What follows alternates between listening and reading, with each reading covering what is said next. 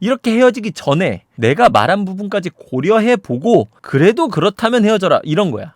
오케이?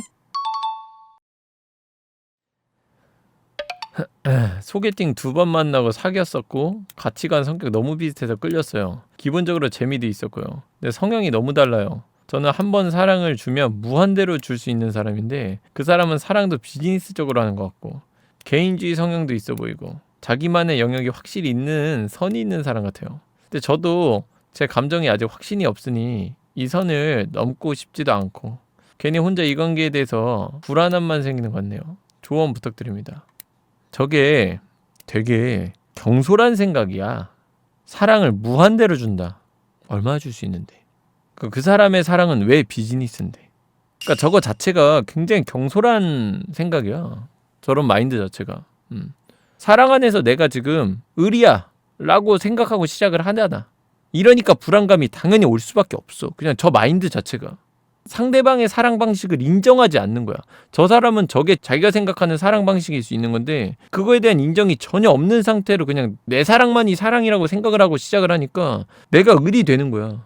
저 사람의 사랑은 내 기준에는 사랑이 아니라 비즈니스야. 이렇게 생각하고 시작하니까 당연히 나만 사랑한다고 생각하지. 나만 사랑한다고 생각하니까 저 사람이 언제든 떠날 사람이라 생각하지. 언제든 떠날 사람이라 생각하니까 불안하지. 이거는 시작 자체가 잘못됐어요. 그 마인드 자체가.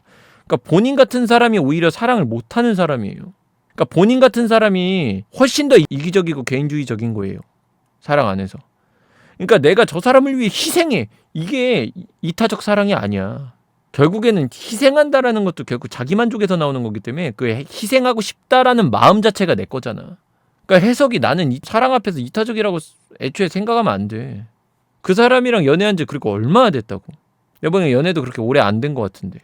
그 사람에 대해서 제대로 판단하지 못하고 그 사람의 사랑 방식에 대해서 제대로 보지도 못한 상태잖아 지금. 그러니까 본인이야말로 너무나 자기중심적 해석을 하는 사람인 거야 지금.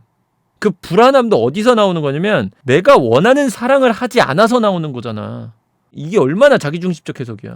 그러니까 결국 본인은 본인이 원하는 사랑을 받고 싶은 거잖아요. 그럼 본인이 지금 굉장히 이기적인 해석인 거야. 그 불안함 자체가 좀 본인이 굉장히 이타적이라고 생각하는 것 같은데 아니에요. 지금 본인 사랑이 그렇게 이타적이지 않아요. 그 부분을 명확하게 봐야 돼. 그러니까 그 불안함을 내가 질타하는 건 아니야. 여러분들 내 말투 자체가 공격적이라 그런 거지 본인이 생각하는 그 마음들이나 생각들이 꼭 잘못됐다고 얘기하고 싶은 건 아니고 그 이면들에 대해서 좀 강하게 어필해 주는 거예요. 뭔 말인지는 알죠? 내가 그렇게 화법이 그렇게 좋은 사람은 아니야. 근데 이제 지금 본인이 얘기하는 부분에서 놓치는 부분을 좀 명확하게 찔러주는 거라. 물론 불안할 수도 있지. 특히 잘 모를수록 더 그럴 수도 있고. 근데 내가 하고 싶은 얘기는 이거야. 지금 내가 얘기하는 부분에 대한 것까지 고려해봐라야. 그러니까 내가 생각하기에 이 연애는 저 사람은 날 사랑하지 않아. 혹은 적게 사랑하는 것 같아. 덜 사랑하는 것 같아. 이렇게 해석하면 헤어져도 되는데 이렇게 헤어지기 전에 내가 말한 부분까지 고려해보고 그래도 그렇다면 헤어져라. 이런 거야. 오케이? 너네가 느끼고 생각하는 게 사실은 그 연애 속에 있는 건 본인이기 때문에 본인이 느끼는 것이 정답일 가능성이 높죠.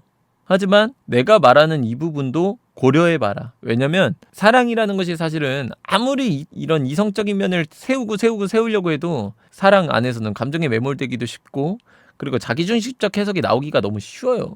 인간은 그리고 비겁한 동물이야. 기본적으로 조금 합리화를 하기도 하고. 그러니까 당사자들은 자기 위주로 해석을 항상 하기 때문에 내가 말하는 이 부분들을 놓치는 사람들이 충분히 있어. 그러니까 나는 좀 이 부분 놓치지 않았으면 좋겠다 하고 얘기해 주는 거예요. 내가 말한 부분을 한번 잘 고려해 보고 그럼에도 불구하고 이별이 맞다라고 생각이 들면 이별을 하면 된다.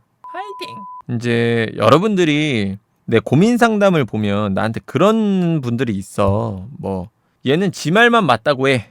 이런 분들이 계셔. 근데 그러니까 나는 내가 그런 사람이라고 생각을 해. 그러니까 이거는 사람마다 해석하기에 다르다고 생각하는데 물론 나도 내 화법이 그렇게 좋다라고 느끼진 않지만 방송에선 더 내 말이 맞아라고 얘기하는 경우들이 있어요. 그게 왜 그러냐면 하나의 의견을 내되 명확하게 내줘야 된다라고 나는 생각을 하는 타입의 사람이야.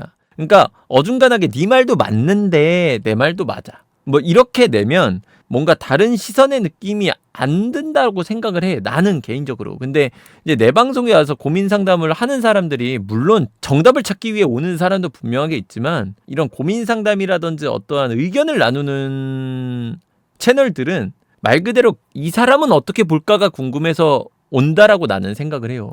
그래서 나는 내 의견에 대한 확신을 갖고 얘기해 주는 게 맞다고 봐. 그게 그 사람에 있어서 좀 더 선택의 여지를 확실하게 준다고 봐요. 그러니까 내가 여기서 네 말도 맞고 뭐 이것도 맞고 저것도 맞지 이런 식의 중도적인 애매한 말을 던져주면 걔는 오히려 또 혼란에 빠질 수 있다고도 생각하거든요. 나한테 묻는 사람들이. 차라리 내가 내 얘기를 분명하게 이게 맞지 하고 딱 던져줘야 칼같이 던져줘야 이 사람이 옳고 그름을 자기 기준으로 명확하게 판단하기 좋고 그래서 A로 할지 B로 할지 이렇게 선택지를 명확하게 줄 수 있다고 나는 생각을 해요. 그래서 나는 내 정답은 국어 문제처럼 나와주면 안 되고 수학 문제처럼 나와줘야 된다고 생각하거든. 내 답변이. 보기 1번 1, 보기 2번 2 이렇게 나오듯이 국어 시험은 되게 보기들이 애매하잖아. 근데 그런 식으로 나오면 안 된다고 보거든 나는. 그래서 나는 좀 더 명확하고 강한 어조들을 쓰긴 써요. 근데 그걸 가지고 나한테 가끔씩은 지 말이 맞다고 얘기해라고 얘기하는 경우들이 되게 많아. 근데 그런 부분들은 조금 고려를 해주셨으면 좋겠어요. 그냥. 그러니까 나도 어느 정도 그런 생각을 갖고 얘기한다라는 걸 조금은 신경 써주셨으면 좋겠어. 나는 솔직히 말하면. 나는 왜냐면 내가 애매하게 취하면 내 의견을 들을 필요가 없잖아.